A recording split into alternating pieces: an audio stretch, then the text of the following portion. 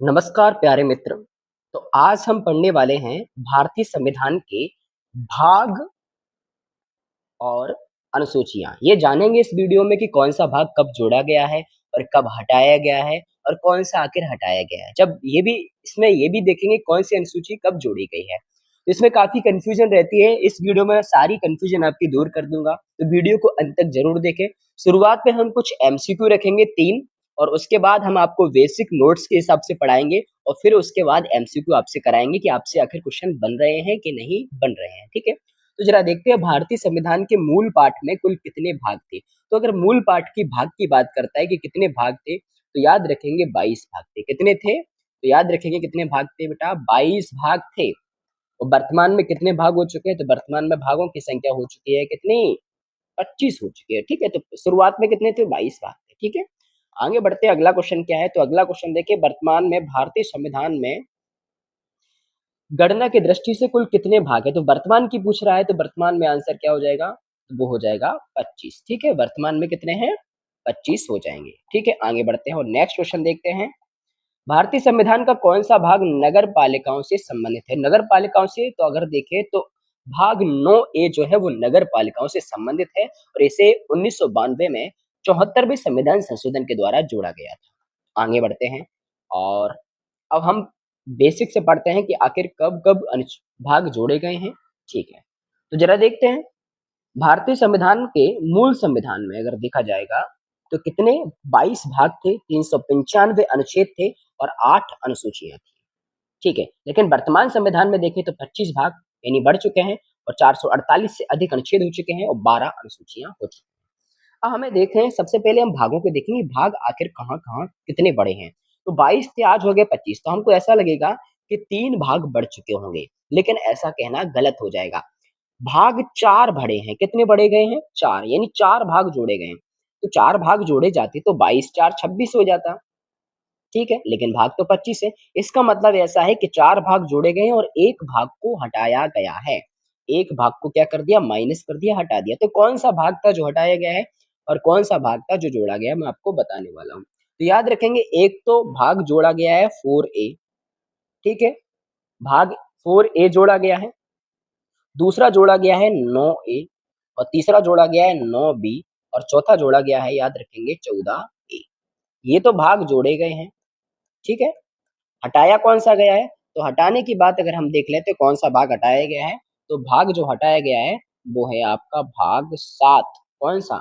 तो भाग 7 को हटा दिया और इन चारों को जोड़ दिया। याद रखेंगे? ज़रा हम देख लेते हैं इसको अच्छे से। तो देखिए, सबसे पहले हम भागों की ही बात करेंगे कि भाग कौन-कौन से हटाए गए हैं मेरे बच्चों, ठीक है? तो शुरुआत करते हैं हम ज़रा।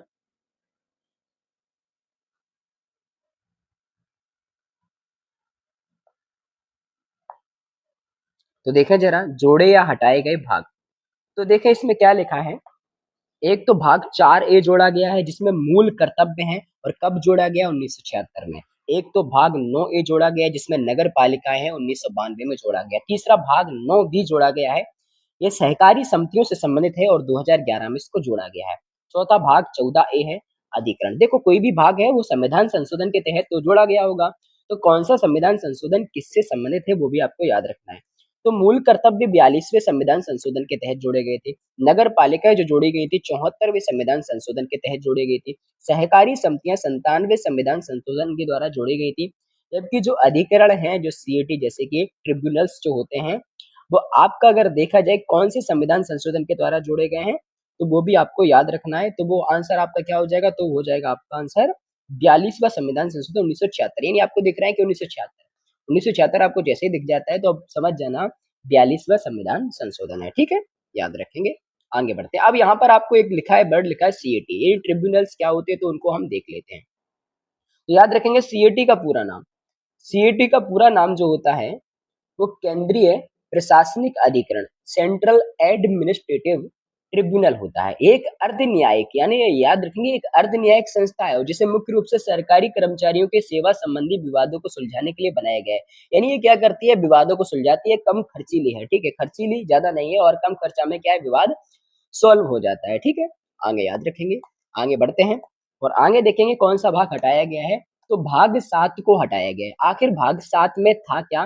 तो पहली अनुसूची के भाग खा पार्ट बी के राज्य थे, ठीक है।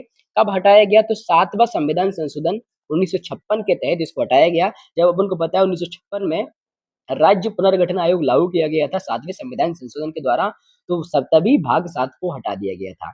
कारण क्या था? तो स्वतंत्रता के समय राज्यों को श्रेणियों में बांटा गया था, एबीसीडी में। 1956 के राज्य पुनर्गठन अधिनियम के बाद इन श्रेणियों को खत्म कर दिया गया और केवल राज्य और केंद्र शासित प्रदेश रखे गए, जिससे ये भाग अप्रासंगिक हो गया था, ठीक है। इसलिए इसको हटाना पड़ा। एक चीज और याद रखेंगे, भाग 9 का पुनरुद्धार याद रखेंगे। जो भाग 9 बी जोड़ा गया है, 9, ठीक है, 9 ए जोड़ा गया है, तो भाग 9 को हटा दिया गया था, 9 को। तो बाद में 9 ए और 9 बी है, 9 नहीं है, भाग 9 ए है और 9 बी है, याद रखेंगे। ये एक विशेष मामला है जिसे समझना आपको जरूरी है। क्यों समझना है तो देख ले। मूल रूप से भाग 9 को 7वें संविधान संशोधन के द्वारा हटा दिया गया था। बाद में 73वें संविधान संशोधन 1992 के द्वारा इसे फिर से जोड़ा गया और इसमें पंचायतों का प्रावधान, देखो पहले 9 था, उसे हटा दिया गया, फिर बाद में 9 जोड़ा, जिसमें क्या है? ग्राम पंचायत है। क्या है? ग्राम पंचायत है, ठीक है, याद रखें। आगे बढ़ते हैं और जोड़ी गई अनुसूचियां देखेंगे।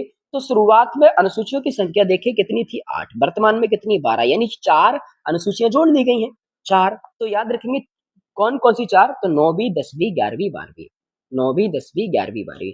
9वीं अनुसूची की बात करें, इसमें क्या है? तो भूमि सुधार और न्यायिक समीक्षा के बारे में है। भूमि सुधार का वर्णन है, 1951 में जोड़ी गई थी। कब जोड़ी गई थी बच्चों? 1951 में जोड़ी गई थी ये, ठीक है। 9वीं अनुसूची कब जोड़ी गई? 1951 में जोड़ी गई थी, क्योंकि संपत्ति के अधिकार से रिलेटेड मामले आ रहे थे, इसलिए इसको बनाया गया। दूसरा 10वीं अनुसूची, तो दल बदल विरोधी कानून, आया राम गया राम, ये ऐसा चल रहा था ना, कोई भी अपनी पार्टी बदल रहा था, इसलिए दल बदल विरोधी कानून लाया गया। 10वीं अनुसूची को जोड़ा गया 92वें संविधान 52वें संविधान संशोधन 1985 के द्वारा, ठीक है। जिससे क्या है? सांसदों द्वारा पार्टी बदलने पर रोक लगाने के लिए इसको जोड़ा गया। तीसरा 11वीं अनुसूची, जिसमें पंचायती राज की शक्तियां और जिम्मेदारियां हैं, ग्राम पंचायत के बारे में वर्णन है।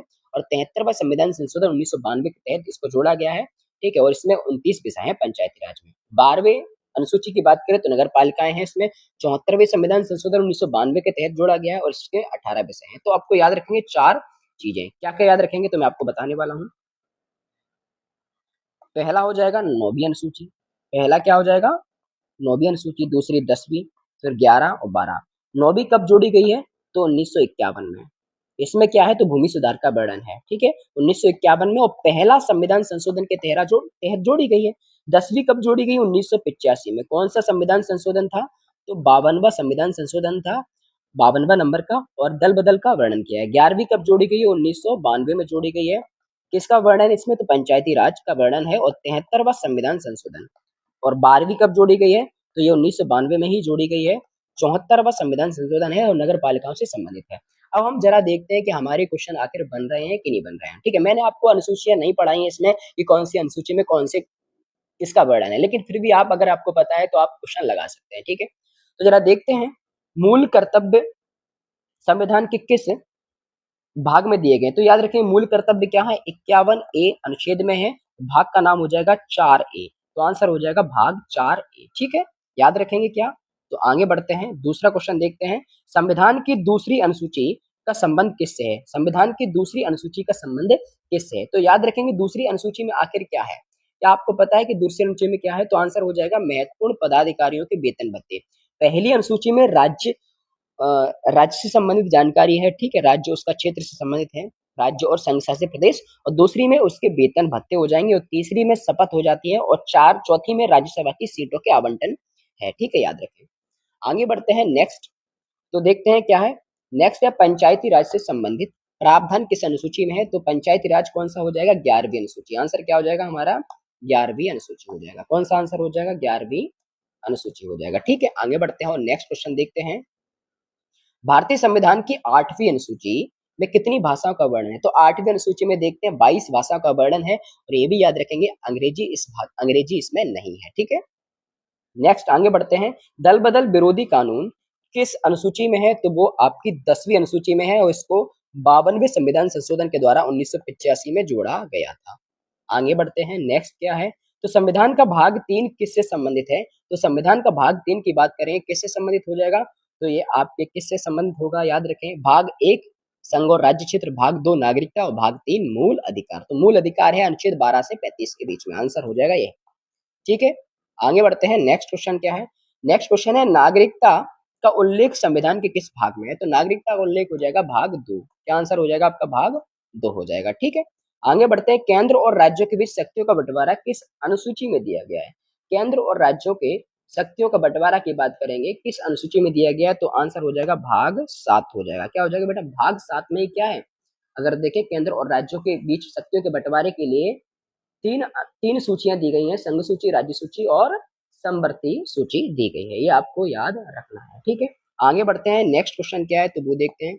नेक्स्ट क्वेश्चन लिखा है संविधान का कौन सा भाग नीति निर्देशक तत्व डीपीएसपी से संबंधित है? तो ये आंसर हो जाएगा भाग 4। याद रखेंगे जो नीति निर्देशक तत्व है डीपीएसपी है वो आयरलैंड के संविधान से लिए गए हैं, ये आपको याद रखने हैं। ठीक है, आगे बढ़ते हैं। नेक्स्ट क्वेश्चन क्या है? नेक्स्ट क्वेश्चन देखते हैं। 9वीं अनुसूची को किस संविधान संशोधन के द्वारा जोड़ा गया?